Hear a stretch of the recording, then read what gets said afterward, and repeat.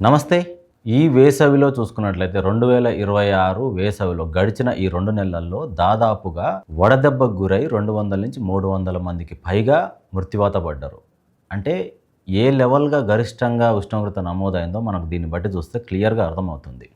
గడిచిన వేసవి కాలంతో చూసుకున్నట్లయితే ఈసారి కూడా దాదాపుగా హైయెస్ట్‌గా అంటే అత్యధిక ఉష్ణోగ్రత 48 డిగ్రీలకు కూడా నమోదైనట్టుగా మనకు క్లియర్‌గా వాతావరణ శాఖ తెలియజేయడం జరిగింది.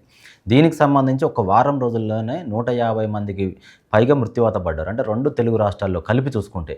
నిన్న ఒక్క రోజుల్లోనే మాత్రం దాదాపుగా 77 మందికి పైగా చనిపోవడం జరిగింది. మన తెలంగాణ రాష్ట్రంలో 55 మంది. ఓన్లీ మన తెలంగాణలో చూసుకున్నట్లయితే 55 మెంబర్స్ మృత్యువాత పడ్డారు. వడదెబ్బకు గురై చనిపోవడం జరిగింది.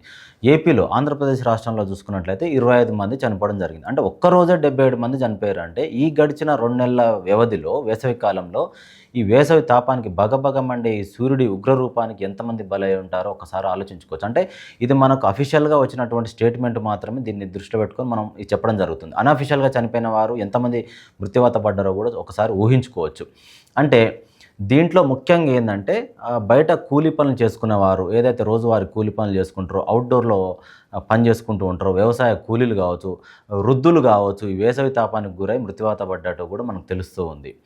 అలాగే ఆంధ్రప్రదేశ్లో ఒకసారి గమనించినట్లయితే గుంటూరు, విజయవాడ, పల్నాడు, గోదావరి జిల్లాల్లో అత్యధికంగా నమోదైనట్టు కూడా మనకు అర్థమవుతూ ఉంది. అంటే ఆంధ్రప్రదేశ్లో ఒకసారి రెడ్ అలర్ట్ కూడా ప్రకటించారు ఈ వాతావరణ శాఖ వాళ్ళు. అక్కడ సంబంధించి కూడా హైయెస్ట్ ఉష్ణోగ్రత నమోదైంది. దీనికి సంబంధించి కూడా బయట పనిచేసుకునే వాళ్ళు ఉదయం 11 గంటల నుంచి సాయంత్రం 4 గంటల లోపు బయట పని నిమిత్తమై వాళ్ళు కొంచెం పనిని తగ్గించుకోవాలి, పని వేళలలో మార్పులు చేసుకోవాలని చెప్పేసి కూడా అక్కడ ప్రభుత్వం నిర్ణయం తీసుకోవడం జరిగింది. దీనికి సంబంధించి మన తెలంగాణ రాష్ట్రంలో కూడా ఉదయం 11 నుంచి సాయంత్రం 4 లోపు పని చేసుకునే వాళ్ళు, వ్యవసాయ కూలీలు కావచ్చు, రోజువారీ పనులు చేసుకునే వాళ్ళు కావచ్చు, అంటే మేస్త్రి పనులు చేసుకునే వాళ్ళు కూడా ఎండలో పనిచేస్తూ ఉంటారు.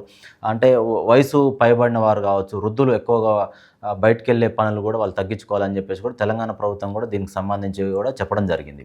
అయితే మన తెలంగాణలో చూసుకున్నట్లయితే కూడా నల్గొండ, కరీంనగర్, నిజామాబాదు, ఖమ్మం, జయశంకర్, భూపాలపల్లి, నిజామాబాద్ ఇలా చూసుకున్నట్లయితే ఈ 6 జిల్లాల్లో కూడా అత్యధికంగా ఉష్ణోగ్రత నమోదైనట్టు కూడా మనకు తెలుస్తూ ఉంది.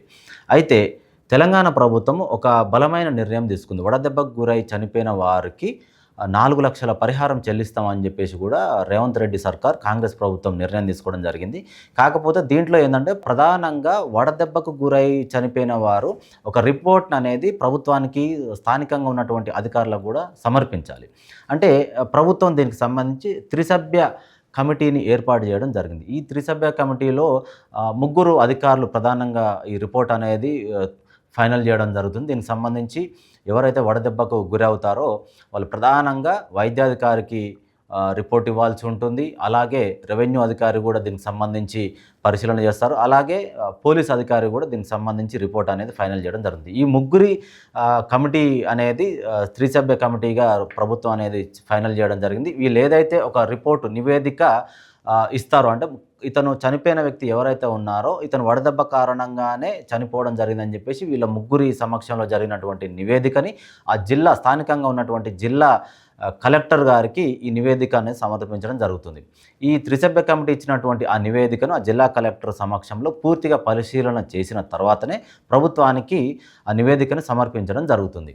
ఇదంతా ప్రభుత్వం ఫైనల్గా జిల్లా కలెక్టర్ ఇచ్చినటువంటి ఈ నివేదికను పరిశీలించి అప్పుడు వడదెబ్బకు గురైనారు ఖచ్చితంగా అని చెప్పేసి ఫైనల్గా వాళ్ళు క్లియరెన్స్ ఇచ్చిన తర్వాతనే దానికి సంబంధించిన మంత్రిత్వ శాఖ ఏదైతే ఉందో ఈ 4 లక్షల పరిహారం అనేది అమౌంట్ అనేది ఆ కుటుంబానికి ఇవ్వడం జరుగుతుంది. అయితే దీనికి ప్రధానంగా కూడా కొన్ని కండిషన్లు ప్రభుత్వం అనేది ఏర్పాటు చేయడం జరిగింది. కండిషన్లు ఏంటంటే 108 గవర్నమెంట్కి సంబంధించిన అంబులెన్స్లోనే ఎవరైతే మృత్యువాత పడ్డారో తను ఎక్కడైనా సరే, ఇంట్లో అయినా సరే, ఒక వర్క్ చేసుకునే క్రమంలో కావచ్చు, వ్యవసాయ కూలీ కావచ్చు, ఎవరైనా సరే మృత్యువాత పడి చనిపోయినట్లయితే గవర్నమెంట్ ఉన్నటువంటి అంబులెన్స్లోనే హాస్పిటల్కి వెళ్ళాలి. ప్రభుత్వ హాస్పిటల్లోనే అతను పోస్ట్ మార్టం నిర్వహించాలి.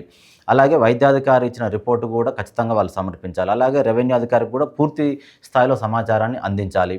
అలాగే పోలీసు డిపార్ట్మెంట్ వారు కూడా ఫైనల్ రిపోర్ట్ అనేది ఇవ్వాలి. ఈ 3 ఇచ్చినట్టు అయితే ప్రభుత్వ అధికారి అయి ఉండాలి, వైద్యాధికారి కూడా ప్రభుత్వ హాస్పిటల్లోనే ఉండాలి, రెవెన్యూ డిపార్ట్మెంట్ ఉండాలి, పోలీస్ అధికారి. ఈ 3 కమిటీ నిర్వహించిన తర్వాత ఫైనల్ రిపోర్ట్ని జిల్లా అధికారికి ఇవ్వడం జరుగుతుంది. దీనికి సంబంధించి కూడా కొంతమంది గ్రామస్తులు దీనికి సంబంధించి ఏం మాట్లాడుతున్నారంటే కొరత విధించే పనులు చేపడుతుంది ప్రభుత్వం. అంటే ఒకవైపు 4,00,000 పరిహారం చెల్లిస్తున్నాం అంటూనే మరొక పక్క కండిషన్లు పెట్టడం ఏంటని కూడా తెలియజేస్తున్నారు.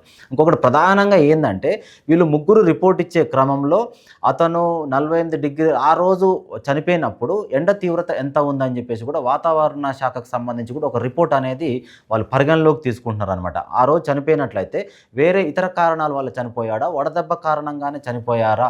ఆ మృత్యువాత దేనికి పడ్డారు? ఇంతకుముందు ఏదైనా ఆరోగ్య సమస్యలు ఉండడం వల్ల చనిపోయారా? లేకపోతే వేరే సమస్యలు ఉన్నా కూడా వడదెబ్బ కారణంగానే చనిపోయారని చెప్పేసి రిపోర్ట్ అనేది ఇవ్వడం జరుగుతుందా అని చెప్పేసి కూడా పరిశీలనలోకి తీసుకుంటున్నారనమాట. అంటే ఒక విధంగా ప్రజలు స్థానికంగా ఉన్నటువంటి కొంతమంది ప్రతిపక్షంలో ఉన్న నాయకులు కూడా దీనికి సంబంధించి ఏం చెప్తున్నారంటే ప్రభుత్వం ఒకవైపు ఇస్తున్నా అని చెప్పేసి చెప్తూనే మరొక పక్క కొరత విధిస్తుంది అని చెప్పేసి నిబంధనలు పెట్టడం ఎంతవరకు కరెక్ట్ అనేది కూడా మనకు వినబడుతుంది. ఏదేమైనప్పటికీ వడదెబ్బ కారణంగా అయితే సామాన్య ప్రజలు బయట నిత్యం ఏదో ఒక పని చేసుకున్న వారి సంఖ్యనే ఎక్కువగా కనబడుతుంది. అంటే ప్రభుత్వం కూడా కొన్ని సూచనలు ఇస్తుంది. నీడ ప్రాంతాల్లో ఉండాలి, అలాగే వారి వెంట వాటర్ని అనేది క్యారీ చేస్తూ ఉండాలి, చల్లటి పానీయాలను తీసుకోవాలి, మజ్జిగకు సంబంధించి పానీయాలను కూడా వెంట తీసుకెళ్లాలని చెప్పేసి కూడా మరీ ఎండ తీవ్రతలో పనిచేసే వాళ్ళకు సూచనలు అయితే ప్రభుత్వం చేస్తూ ఉంది.